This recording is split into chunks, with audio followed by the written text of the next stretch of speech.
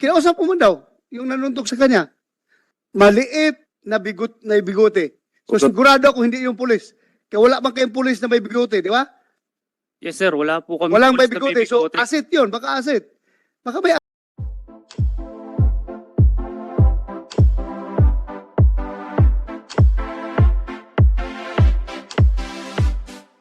Mr. Chair, so kung pwede na po akong magtanong kay Sunny Boy dun sa kanyang salaysay. Yes, go ahead. Salamat kayo, Mr. Chair. So, Sunny Boy, tama ba na naglilinis lang kayo ni Jemboy ng bangka nung bigla na lang kayong paputukan? Opo. Naglilinis lang kayo ng bangka noon? Opo. Komunikasyon nila, kundi una nyo nang narinig ay yung pagputok ng kanilang mga baril? Opo. Wala po silang tulad na sino may mga tao sa bangka. Sabi mo, after that, merong nagpaputok na naman at 3 putok. May tinamaan ba noon nung 3 putok na sinabi mo? Wala po, pero po sa amin direction po. Papunta sa inyo. Opo. Sinong tinamaan? Wala po. Wala. So, Wala po sa bangka. hindi tinamaan si Jimboy. Di po, kasi di pa po siya nakasama pa siya sa loob ng bangka. Kasama mo pa sa loob ng bangka. Opo. So, sabi niya, doon sa pagpaputok, wala rin tinamaan, hindi rin tinamaan si Jimboy. Pero Jimboy, may tama kasi, I mean, Yes. Sunny Boy, si Jimboy kasi, may tama sa muka. Di po, So sabi mo, nagpaputok ng 3 at walang tama. Ilang beses bang ilang putok ba ang narinig mo?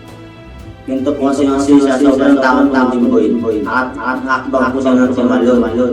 Tapos saan po siyang tubig na bumagsak, doon po siya pinagpapapit. Ilang beses Ayun. po. So yung nasa tubig na siya, doon siya pinapaputokan. Ilang beses siguro isang po. Nung hindi na lumutang si Jimboy, wala kang nakitang pulis na pumunta doon sa ilog para sisirin siya o tingnan kung ano nangyari sa kanya o para paahunin siya. Wala po, hintay na lang po nila ng kulong kaibigan po. At ilang oras yun sa inyong palagay?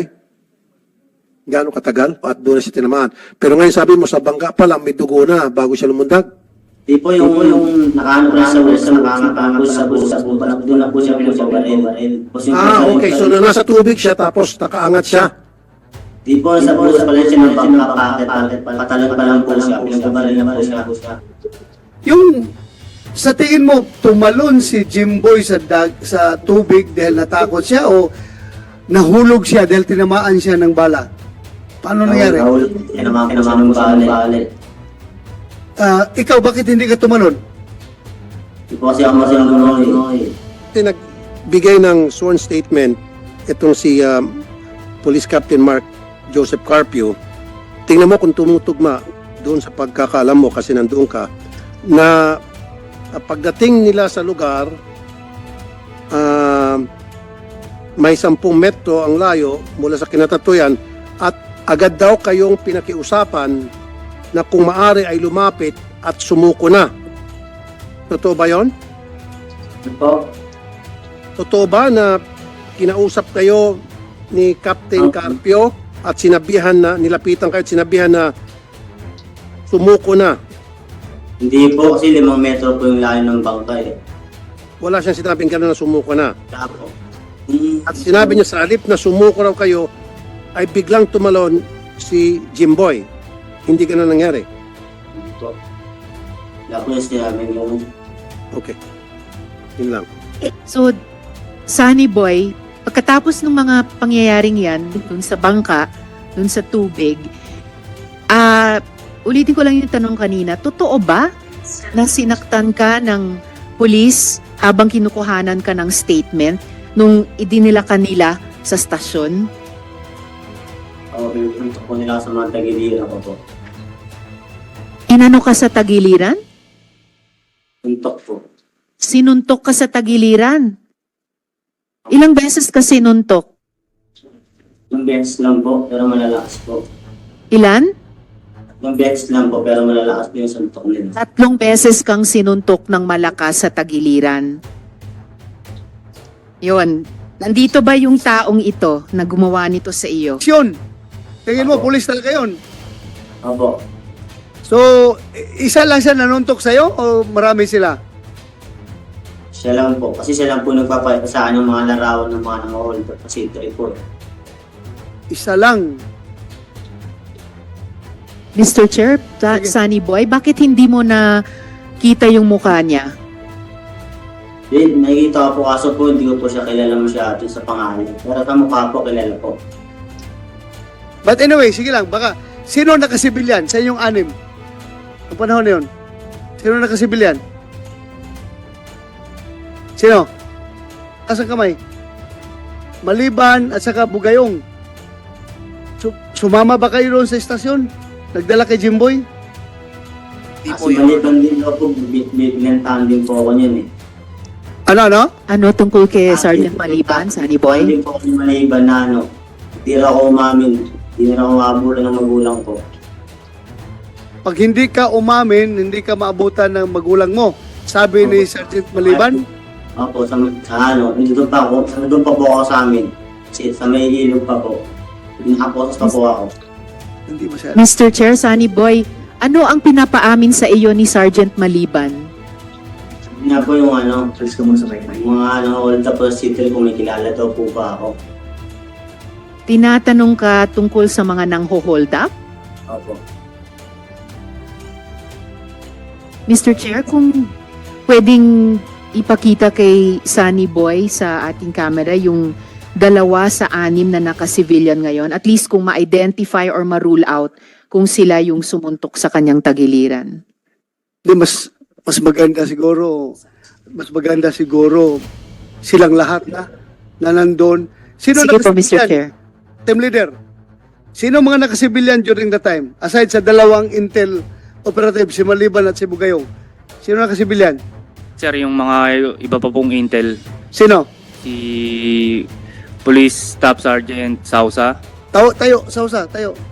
Sige, lapit ka dito. Sino pa? Police Corporal Kilan, Ilan? Forward. si Police Staff Sergeant Villanueva, Villanueva. Nakasibilyan ka. Ito. Sino pa? si Police Staff Sergeant Laico,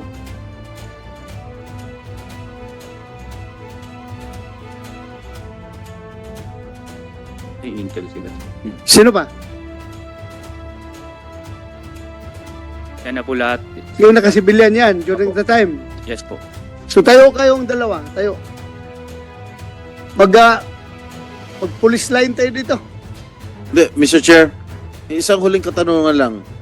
Mr. Chair, if I may. Go ahead, Senator. Doon sa tanong ni Joseph. Senator Bato, huling katanungan sino sa inyo ang nanuntok doon sa tagiliran niya, no? Bago kayo i-identify ni Sunny Boy.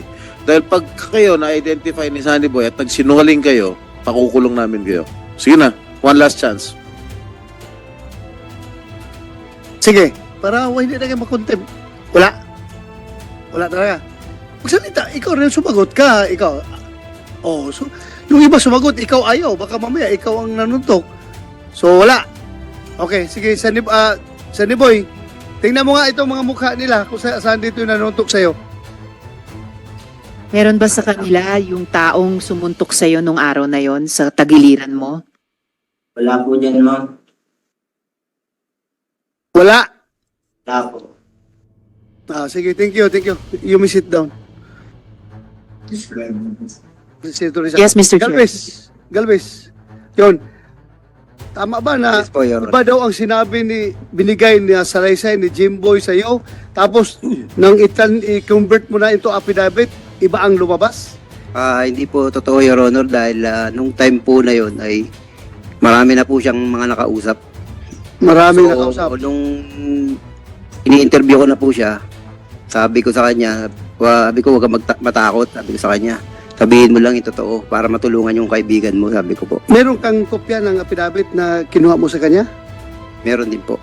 Pakibigay dito sa committee para tingnan ko yung pirmado niya. At saka, Right, Mr. Chair, salamat Right, tayo, Senator Mr. Rita. Chair. Sir Galvez, totoo ba na yung original na statement na kinuha nyo kay Sunny Boy, pagdating daw sa piskal, maikli na? Yun po ay pinirmahan ni Sunny Boy po sa harap po ng piskal. O yun na nga po, for the record Mr. Chair, sinasabi po ni Sunny Boy, hindi totoo yung nakalagay dun sa affidavit na yon, pero pinirmahan niya dahil natatakot siya sa pulis. And at this point, yes, Sunny Boy? Mr. Chair, pwede makasigil. Pinirmahan sa Ma'am, police station. tutulungan kita, Sen. Risa. Sen. Risa, It's okay, Sen. Rafi.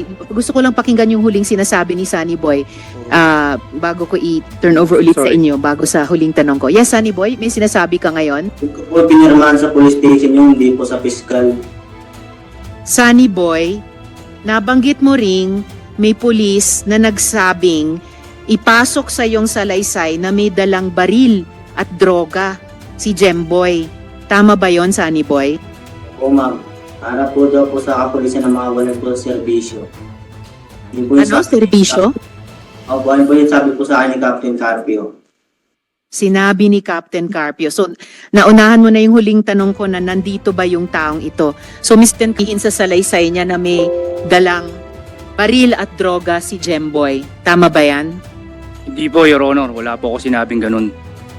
Mr. Chair, for the record, pinasisinungalingan ni Captain Carpio yung sinabi ni Sunny Boy na para po sa akin at least ay napaka timbang. Baka po yung sinasabi ni Sunny Boy ang pinasusisinungalingan yung sinasabi ni Captain Carpio. Na unfortunately, up to this point in time, Mr. Chair, hindi pa mapalaya ng komite sa pag-cite in contempt dahil hindi pa po nagpapakita ng good faith na magsabi ng totoo dito sa investigasyong ito. Salamat kayo, Mr. Chair. At